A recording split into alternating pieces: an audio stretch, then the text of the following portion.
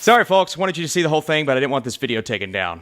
What a shame. What's up, Flick fans? I have seen the first 5 episodes of Peacemaker Season 2. We're going to talk about our thoughts spoiler-free. Episode 1 premieres tonight when I upload this. We doing it up in style. Hey, guys. I got beer. On? Duh. Oh, okay. We're going to start with the already released premise for Episode 1. Got to clarify these things sometimes. Peacemaker is interviewing for a spot on the Justice Gang. Harcourt is struggling to find work on the heels of what happened with Adebayo's bombshell press conference. And really, Episode 1 is both the fallout of Season 1, but also moving us forward in an entirely new direction. And I don't mean with these characters, I just mean in the world that they are living in. I know the question you all have, how are they going to move from the DCEU to the DCU, make it believable, and not have us asking questions? Well, I'll tell you this again without spoiling anything. They do it in a way that is so simple. I was thinking as it was happening, I thought it would be more complicated than that. And that's going to frustrate some people because there's still a blurry line between what is and isn't canon. Everything they talk about in this season is canon, but at the same time, they're still talking about things that I thought wouldn't have been canon, and so that line is very blurry right now, even after 5 episodes. But at the same time, they do it in a way that makes what happens in this season obvious and evident that it is a big part of what is to come in the DCU. And I'm not saying there are massive Easter eggs or cameos all through this season. Well, there are, kind of. But it's more so James Gunn probably dropping names and names of things for fun rather than them serving a purpose in the Peacemaker show. Because as connected as this season is with everything else going on in the DCU right now, it really does feel like its own little corner of this universe. Not only is Peacemaker trying to, go good, be a part of the Justice Gang, I want to take my life forward and forget about all of the tragedies of my past. And Season 1 was kind of like the tragedies of his past coming back to haunt him. Season 2, I'd say even more so. One event in particular that we've seen play out on the big screen comes back to haunt him in a major way. And Frank Grillo's Rick Flag Sr., well, he's pretty pissed at Peacemaker for obvious reasons all throughout the first 5 episodes here.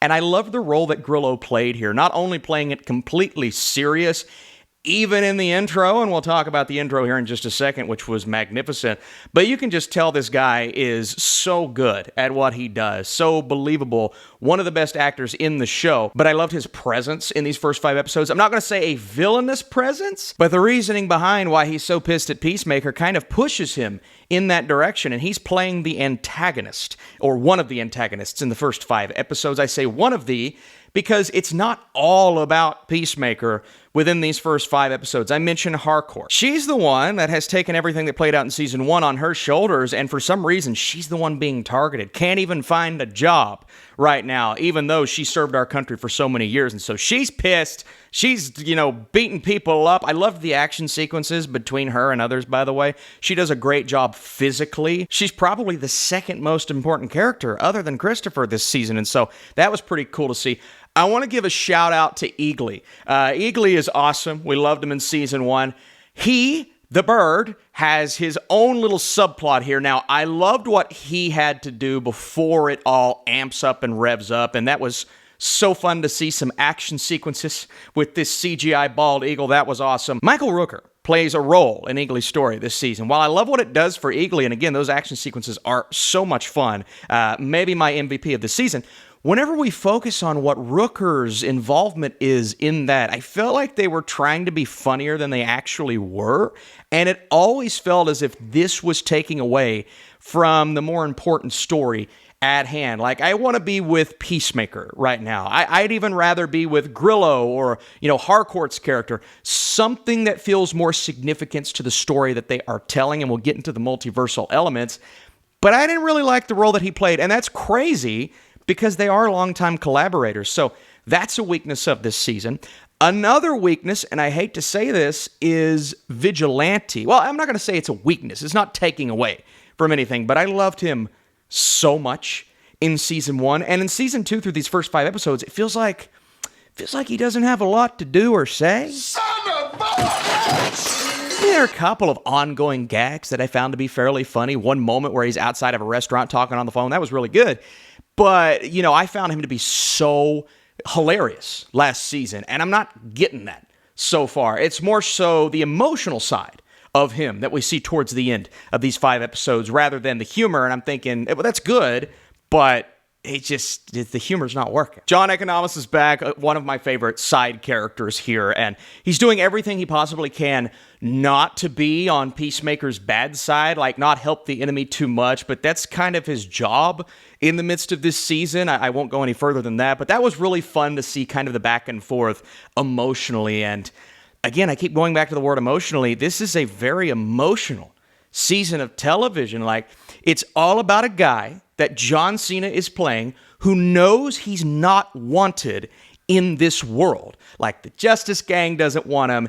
His own crew, it feels like they aren't even helping him to the level that they should. And he's struggling to find his place in this world. And all of a sudden, there's a whole dimensional portal aspect of this season, but all of a sudden he finds himself in an alternate reality with another version of Peacemaker where all of those dreams have kind of come true, and the world is just better there than it is here. At least he feels that way. And so he's thinking to himself, do I just leave all of the people that I know and love behind here? Do they really love me as much as they say they do? Is this world a better world? What do I do about the other Peacemaker? Like, there's so many things about this that, take his character to new heights. And while I'm not saying he has that definitive moment in these first 5 episodes, like when he was playing on the piano in season 1, that was, my God, man, that was so beautiful. One of the best moments of John Cena's career, in my opinion. You don't get that, but it's way more spread out all throughout season 2 so far. These 5 episodes hold so many weighty moments with Cena and allowing him to give a good performance. I'm not going to sit here and say John Cena is an Oscar-caliber actor. The man has an Academy Award in his future, but he's a guy who takes every role very seriously. And you can tell he loves Peacemaker. He's walking around on Jimmy Fallon in his Peacemaker outfit. No one else does that right now. He's the only one. And so you can see and feel that performance come through on the small screen, and I'm going to give him kudos. This is his best role. This is the most emotional range I've seen from him. Season 2, you see even more emotional range. Again, not that definitive moment, but I just love it. And I love seeing him go through this. And speaking of that multiversal story, we've seen the multiversal stories in Marvel struggle as of late. They've gotten it right a couple of times, but they're so inconsistent, so back and forth. This one is a much more personal multiverse story. And so it's not all about the cameos and the Easter eggs and, oh, look at all these things. It's really just a guy who sees a better life on the other side. That's awesome. That's what I want to see in a super/anti-hero story. And that's what you get here. Adebayo's good this season. I love their crew. I really do. When they're all on screen together, which is kind of a rarity through these first 5 episodes. It's more so individually because of what Peacemaker's going through this time around. And a lot of people are after him based on a lot of things that he's done. And so Peacemaker, again, he's an anti-hero. He's done a lot of bad things in his life. But you can tell all of those things that he has done are just stuck in his brain. Like from what happened to his brother, to what happened in or at the end of the Suicide Squad, to what happens now when he goes and sees this alternate reality, and it's like some of those things, the tragedies of his past, aren't present in that universe to haunt him.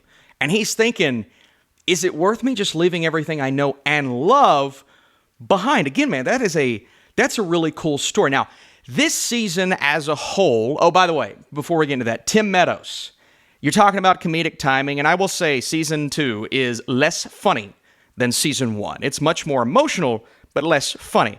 Tim Meadows is not a part of that conversation. He was really funny. You can tell this dude is an established comedian. Hilarious anytime he's on screen. There is an ongoing joke that I wasn't sure about at first. I'm like, oh, that's kind of dumb. But the more it went on, the more I'm thinking, no, that's okay. He's nailing it. It's just his timing. He's got perfect comedic timing. Now, season 2 as a whole gets off to a bit of a rocky start. I will say episode 1, I wasn't sure. And you can say that about season 1 of Peacemaker. It gets better as it goes. But episode 1, I'm really thinking, all right, this doesn't have the same pacing as season 1. It's taken us a second to get back into it. There's a very in-your-face, gratuitous, R-rated scene in episode 1 that doesn't, it just feels so separated from the rest of the season. So if you're watching episode 1 and you see this sequence, you're going to be thinking, oh, is it going to be like The Boys the entire time? And I love The Boys, but it just feels so out of place compared to the rest of the episodes that I've seen. Like, so TVMA. It's insane. And like, it's fine. Don't watch this with your kids. But it just took a second for my brain to adjust because what I had seen before wasn't like that. What I see after the next 4 episodes isn't like that. And I'm thinking, it kind of feels unnecessary. It really does. At least it did for me. It just feels so out of place. Like, let's throw that in there because, hey, we got a TVMA rating as opposed to kind of what The Boys does, well, sometimes, to where it feels kind of necessary for the world that they're living in. So yeah, that was a little bit of a rocky episode 1. It feels like one you should probably binge just because of the lack of big events that happened. James Gunn teased a lot of big things happening in season 2. Well, a couple of things happened, but we haven't really gotten there yet. They're setting the stage for that in episodes 4 and 5. So I'm interested to see what you all think watching it weekly as opposed to binging it like I did. Does it change the experience? Are you as high on it as I am? Regardless, it gets better and better, and then episode 5 is one of the best episodes of the show. I loved it. It was awesome. And so I really love seeing the trajectory of these characters, where they are taking them. Michael Rooker aside, who just feels unnecessary at this point, but Eagly, even, you're having a lot of fun with Eagly, and so I am so curious to see what you all think of this premiere tonight. Once you see it, come back and let me know, and I don't want to dive any deeper into spoilers because, you know, it's not come out yet. Also, do you want to see me finish the dance? I'll do. No, don't like that. So I'm not going to give you my exact score, but I've had some people say they want something when I don't give full seasons in advance. So I'm going to give you a range, and before I do that, I need your thoughts down below. Are you excited for Peacemaker Season 2? Should I do some kind of spoiler talk for the episodes? And also dropping a like, sharing this video would be awesome. It admittedly gets off to a slower start, but eventually gains momentum and turns an emotional corner that will have fans of this character begging for more. Cena impresses with his vulnerability on display. The new cast additions are mostly solid, and the 11th Street kids are better than ever. The multiversal elements feel warranted and important, and while this humor doesn't hit as hard, there's so much to love